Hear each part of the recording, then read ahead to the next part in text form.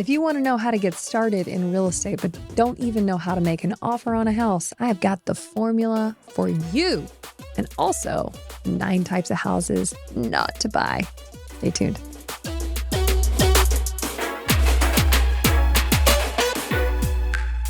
Britnie, for those who are watching on YouTube, you haven't mentioned the shirt. The shirt's amazing. I am very proud that you're wearing the shirt. I love it. This is my symbol at the end of every G-Force call where I say, go, and may the force for good be with you all. Yes. Yes, it's me as Yoda. Britnie Yoda. And in G-Force, one of the things that you're known for, one of the reasons that it's slammed all of the time is because people come for the real estate tips. Oh, yes. And they are fire. Always. They're always hot. They're always worth millions. I mean, I have people text me every week. They're like, I just made $60,000 on that one tip. Yeah. And I'm like, all right, well, don't worry. I got another one coming next month for you. Boom. And I know that people are spending tons of money to listen to these podcasts that we're doing right now. I just am worried that while you saying that all the time, that people are actually like going to be thrown off. They might be. Yeah, they might be thrown off. Please don't be thrown off. We're not actually charging for this podcast right now. Still free. But you should be charged for this because it's valuable stuff. And it's about to become really valuable. You promised us some real estate tips. I did. Hit us. What are we sharing with today? Well, what are we talking about? Big thing. We're going to classify which sector we're talking about because when you say, I want to get into real estate, it's kind of like saying, I want to be a doctor. There's a lot of ways to be a doctor. What kind of doctor? What's your specialty? How are you going to practice and learn? I like that analogy. All that stuff. Yeah, you can't be a brain surgeon and a foot fungus doctor. Like they're different things and you study different things. So when you say I want to get into real estate investing, there is like a million ways to become a real estate investor. So we're going to specifically talk about rehabbing houses. And one of the big tips that people don't know what to do, this is actually with new construction as well. This one specific tip is called the Mayo formula. People don't know how to run their numbers. And so they just look at it and they're like, oh, this looks like a crappy house. I think I could get it discounted. And then they buy it and then they actually start working on it and they lose their money. If you didn't know, it's like 82% of people who try to flip houses lose money. It is not like the TV show. Whoa. Yeah. Okay. I did not expect that. It's very high. And after you lose money, because the stakes can be big. I mean, you don't lose like $3,000, you lose like 50 grand. Sure. So a lot of people can't survive that. And I want to make sure you win. So this is a formula that pretty much all rehabbers know, but it was taught to me by my mentor, Polly Kazanowski, who he lives and dies by numbers. My gosh, he's amazing. So the Mayo formula, Mayo. I don't normally like acronyms, but just going to share the formula as it was taught to me. It's the maximum allowable offer. So you start with, what is the after repair value? So once this house is fixed up, what will it be worth? So if it's all the way nice with all the finishes that you're planning on putting in, let's say it's worth $300,000. Okay. So you've got the after repair value, and then you multiply that by 0.7. So it's 70%. Why do you want to start at 70%? Because in that 30% is your profit, your agent commissions, what you have to pay a lender to even do the house at all. It's important. Again, you're not going to net 30%, but let's say that's just our starting point. So you're going to start out at $210,000. So if the house was perfect and ready to go, the most you can offer is $210,000. It seems like quite the discount, but it's really not. And so after you've got that after repair value times 0.7, the next thing you have to do is subtract your rehab costs. So if your rehab cost is $55,000, then the most you can offer on that house is $145,000. 155. Very close. $155,000. And people are like, wait a minute, for a house that's worth $300 when I'm done with it, the most I can spend is $155? Yes. Now, we used to do the formula on times 0.65, so 65%. But as the market has gotten really hot, it's almost impossible to get deals. But do not go over that 0.7 because you will be just eating it. So it's a big deal. Yeah. There's a lot of numbers in there too. I mean, like, so the rehab cost, you got to figure that out.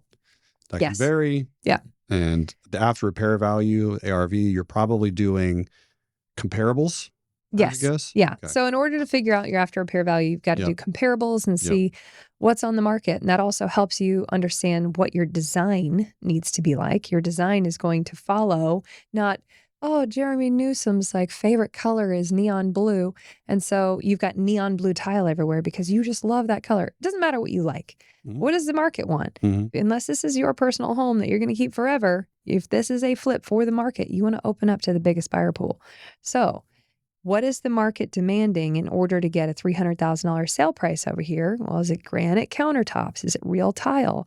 Is it crown molding? What is that? So that will affect your renovation budget. But yeah, you're going to have to learn how to run numbers. And in the meantime, you can use a contractor. But again, you have to have your specs on, in order to get this, I want to have the appliances be stainless steel at this specific brand. And I want to have the granite countertop. So you have to tell that contractor the level of finish in which you plan on putting in that house before they can tell you what that budget will be if you don't know how to run the numbers yourself. Sure. So that formula is huge. Yeah. And in future episodes, based on all these requests we keep having get sent in, is Britnie, how do I start from zero? What I have nothing, but I really want to get into investing in real estate. Where do you start? How did you do it? I'm going to teach that in a future episode. Sweet. How to get started with nothing, building cash, and how to get started with something, building wealth. Let's go. All right. I got a question for you. Yes. Which home prices should people focus on flipping? I think there's pros and cons to each. 300,000 or less, 300 to $1 million, or $1 million and above. There's always pros and cons. Yeah. Starter homes. So especially when you're new, starter homes has the biggest buyer pool, always will. It's the safest for you. It is the safest to make sure you know to sell. It is you borrowing the least amount of money, which again, that interest when you're new is going to be super high because you don't know what you're doing. Yeah. And it's going to take a lot for people to believe in you. So you want to start with starter homes. So if starter homes in your community are 120,000, that's what it is. If they're $1 million because you're in California somewhere, then maybe they're $1 million. Yeah. But the answer is starter homes. Oh, interesting. Okay. Well, so is there another classification for the other three then? Is there other names for those, or is it? Again, it's not necessarily price range because it's location. So there's starter home, and then you know what intermediate is, and you know what luxury homes are in yours. Luxury homes obviously have a huge return you can make. I just made $600,000 on one house in Nashville that I would classify as like upper, not quite luxury, but like it was still freaking nice. Yeah. I know you can make big swings in that. Some people can make millions of dollars, but it's also the first one to get hit whenever the market gets tight. Only so many people qualify for it. And guess what? That buyer gets to be really freaking picky. So you better have dang good subs. That finish has to be really good. And your design has to be on point because those people want what they want because they're paying for it. So it sounds like then you could hire different contractors for those different types of houses. You have to. You have to. The same contractor that's going to do your $150,000 rental property is not the same contractor to do your $2 million luxury spec home. Huh. No, not even close. That is a pro tip. Yeah. Yeah. Seems so simple, but yeah, for sure. It is simple. You know, now. I will tell you do not always get what you pay for. It's not about, you do not always get like, oh, if I spend more money. I had the same, when I was rehabbing my office, I had the same scope of work, which I always make the scope of work, and I hand it to them and I say, bid this exact scope of work.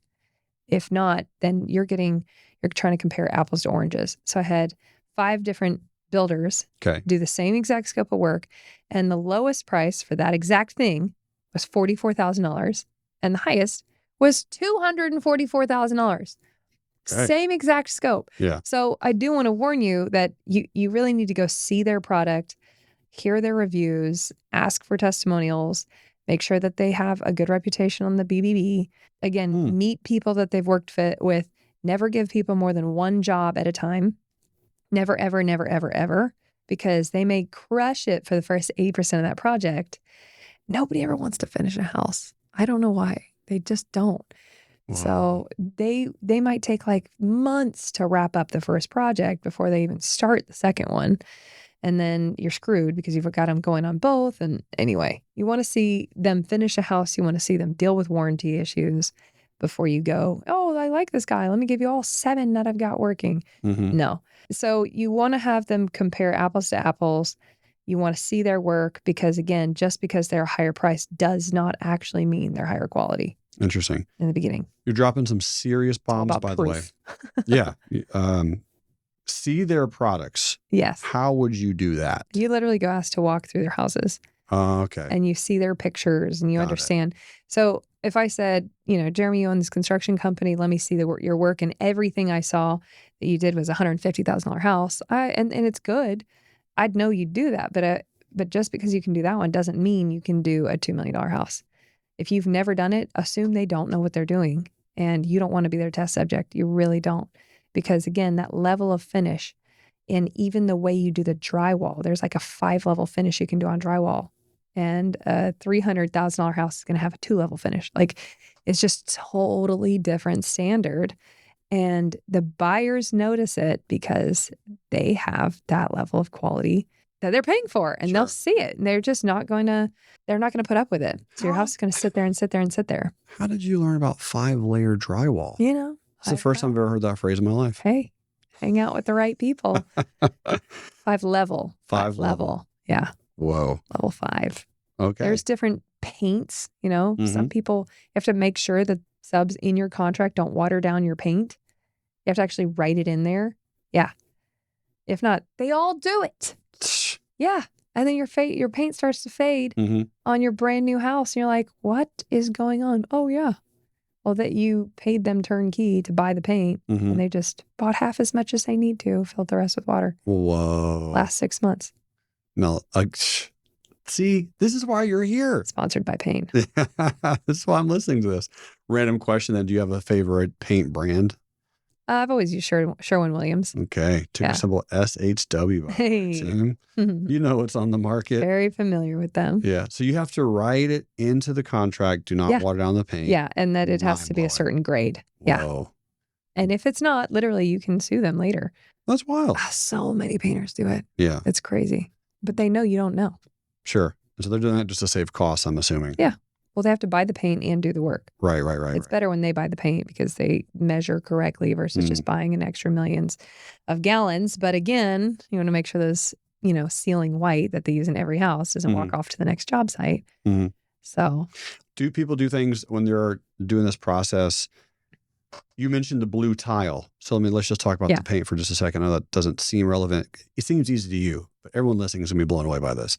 Are there colors that people should absolutely avoid? And are there colors that is always a win? Oh, yeah. Well, always a win, meaning every season they change. So when I first started rehabbing houses, the color tan was super in. Everybody loved this tan color. It was like a very light clay. And then if you wanted to do an accent wall, you'd do a dark clay. And then it went from tan to gray. And then it went from gray to now it's white. So everybody loves white right now. Now there's a million versions of white, if you didn't know that. And there's some things with like yellow hints and orange hints and blue hints and cold versus warm and all the things. So I like Sherwin-Williams Pure White. That's a good one. Okay. That's a really good color. And then Ceiling White is Ceiling White. But, the thing to stay away from is getting crazy custom. Okay. Your style. If it's too specific. If it's super specific, people are just going to say, I don't like it. I don't like it. Now, if it's your personal home, you can do whatever you want. Just mentally prepare to change it later. And don't think because you went wild with purple, green, and blue that anyone else is ever going to like it. Like, they probably won't. And I just toured a $20 million house the other day with you. And this was a Swedish, very custom home. Wow. And it was very beautiful on the outside. Yeah. And the inside is like living in a cartoon fairy tale book. It was weird. That was wild. It was weird. And I can tell you, to build that house here, they spent an extra couple million to have those custom features that the next buyer is going to pay money to rip out. Oh, for sure. They're going to pay money to rip it out. What was your favorite part about that house? Was it the doorknobs? Oh, I like the roof line. The roof line was cool. That was one I actually liked. Yeah. I liked the roof line. It was just this beautiful, it was almost like Asian, but it was Swedish. Cool look on it. But for the listeners, there was a greenhouse inside of the house. Yeah. That was fun. An adult dollhouse inside the master bedroom. Yeah. Yeah. And that bathroom Stained was glass. wild. Everything about it was wild.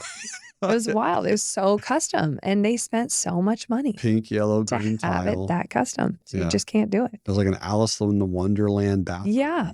Yeah. That's what the color was. It's just sitting there on the market. Alice in Wonderland. Alice in Wonderland pink bathroom for the master. Sure. Just eliminated all your male buyers. Now, something like that in that example. So $20 million home, it's vacant. Just since we're talking about it, how would you make an offer? Is there anything creative to the seller of that house that you Good question. So offer what you want to offer. Okay. Look at the comps. Okay. Don't look at what they're asking. Look at what the house is actually valued at and ask, do they actually have a basis for what they're wanting? Because that house is probably worth $10 million. Now it comes with 20 acres. Mm-hmm. So are they valuing it as land and house? Or are they valuing it as just house that needs to be renovated, but they don't know needs to be renovated? Are they thinking all these custom things make it, stand above all the rest? Sure. And so I would have done the comps always before you make an offer, and then made an offer specific to what I know and believe the value truly is based on that Mayo formula I just gave you. Yep. And so I would do all those numbers and then offer. And you never know. I mean, if you offer $10 million less than somebody's asking price, it's a long shot, but you never know. Yeah. You really don't. I've done that several times, not necessarily 10 million, but people are wanting 400,000. It's crazy. Yeah. They're just making up a number based on their personal attachment to the home, but then that house sits there for 9 months. So I got to tell you the 9 types of houses not to buy. Sure. This is too important for my newbies out there. Okay. We're going to stick with that rehab zone that I'm talking to you guys about because, again, new construction, urban new construction, all that stuff, there's different rules. So I've broken all of these rules when it comes to new construction. But for renovating houses, number 1 house not to buy is homes in a war zone. A war zone means very unsafe neighborhood. There's police tape around, constant shootings, anything dangerous, your house is going to sit there on the market. Now, after I got really good, I became a pioneer and I know how to deal with a war zone. That's a whole nother lesson, a whole nother day. But when you are new and you're renovating houses, you need it to feel like a nice, safe neighborhood. Should I go on? Should I keep going? Yeah, I'm here. I'm down. Let's do 2. All right. A house on a busy street. A street could be on the front, back, side, any of that. People are worried about danger to their children, danger to their pets, noise, traffic, all that stuff. Your house will just sit there. Sit there and sit there and sit there. People are worried about parking their cars in the front too, because it might get sideswiped and all that stuff. But lights in your windows, just public. So a main thoroughfare, essentially, like if it's a big road. Any kind of a busy street. Yeah. Lots of traffic. It doesn't have to be a highway. It could just be really busy all the time. Like even Shelby Avenue in Nashville. Yeah. I've done one house on Shelby Avenue. I couldn't help it. Yeah. And it was, I couldn't help it. I broke the rule and it sat there, man. It was really tough. Yeah. And it's still just a 2-lane road. Because a lot of those are good, they're good deals. All of these that I'm telling you are going to show up on the market as the best deal. See? It's going to look like the best deal. But there's a reason it's discounted. Now, if you choose to not listen to me and you're in a really hot market and you still buy one of these, again, slow market, don't do it. Don't do it. But in a hot market, sometimes you can get away with these things.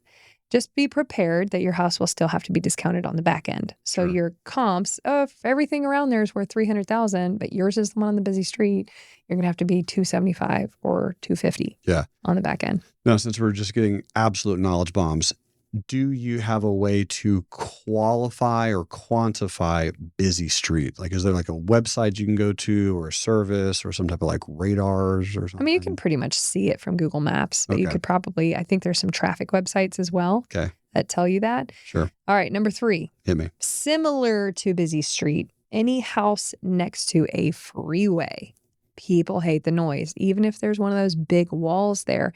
So if you think about the logic of everything I'm telling you, and I'm going to keep telling you, what does a home mean? Think about like even 1950s explanation of home and family and kids and playing in the yard and safety and like quiet. And it's a peaceful place.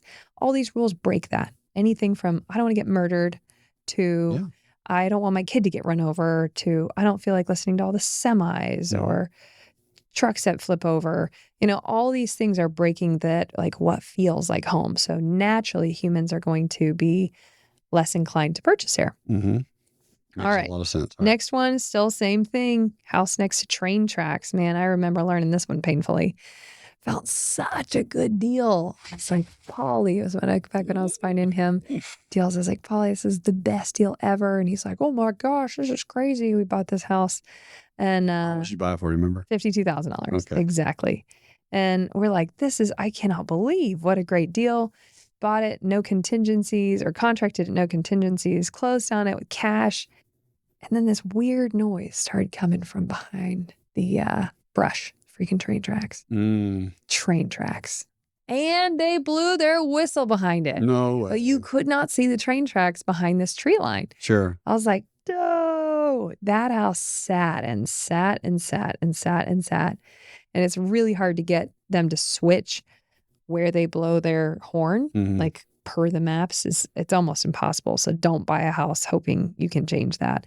Oh, Paulie was mad at me for not seeing that. I should have seen it on the maps and I didn't see it. How much did you end up selling it for? Like $179,900. Okay. Yeah. But it was there forever.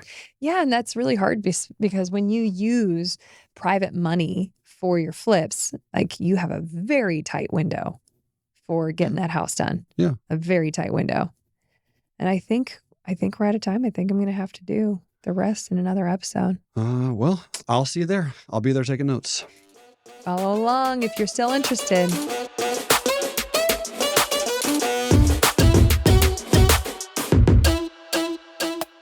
Want to get to know us in person? Want to come elevate your life and change for the better forever? Want to align one of the core 6 pillars of what makes up whole life success? Come meet us in person here on the island at the Ariel BVI, where you not only get to spend time in paradise, you're going to transform and heal your mind, your body, and your spirit and start walking your destiny. Go to broketowoke.com and sign up for the next Elevate Summit that you are most resonating with.